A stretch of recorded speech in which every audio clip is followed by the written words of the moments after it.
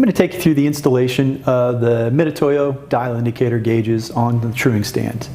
The stand I have here on the workbench is set up in a stock configuration with a fixed indicator installed.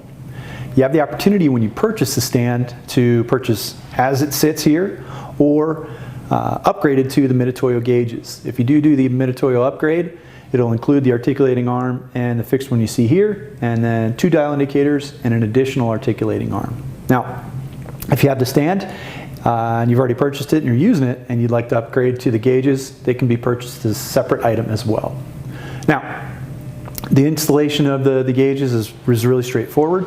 And first thing I'm going to do is go ahead and remove the fixed one, loosening the small knurled fastener, and push that indicator out of the way. Now we have 2 different indicators, and really the difference comes down to the contact point with the rim. So I've got one that's got a disc style end on it or a plate style end on it.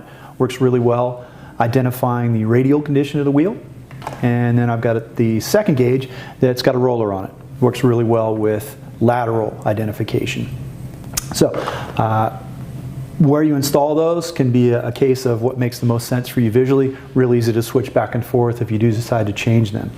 So in the case of this setup, I'm going to go ahead and install the disc or plate style indicator on the arm I already have installed. And I do need to remove the contact point from the dial indicator. And the reason being is I need to be able to pass it through the clamping surface on the articulated arm. So I've got that pass through there, and just going to snug up the knurled fastener there. Just never hurts. Yep, still moving nice and freely and easily. I've got a couple millimeters exposed beyond the surface of the clamp there.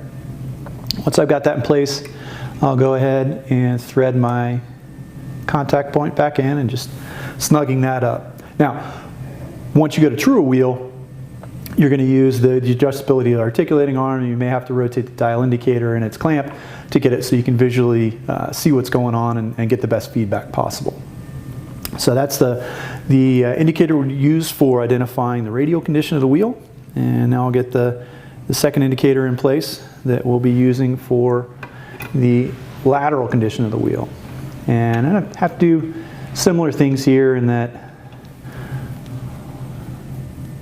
I need to get the articulating arm threaded into the truing arm of the stand, and I'll tighten that up with a 14 millimeter open end wrench.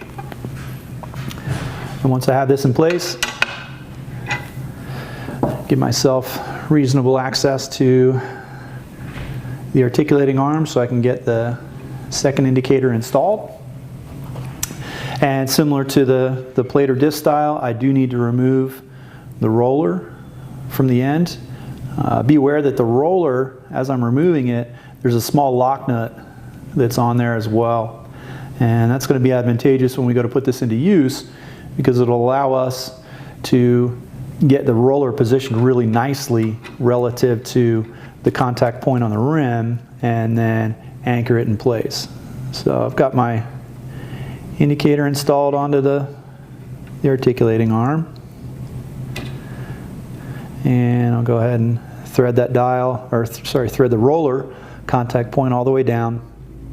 And because I don't have this set up for a wheel, I'm not going to use that lock nut yet. But again, similar to the side that we'd be using for radial corrections, we're going to need to use the adjustability of the articulating arm and possibly reposition the dial so that we've got a good contact point, but also good visual on the indicator itself.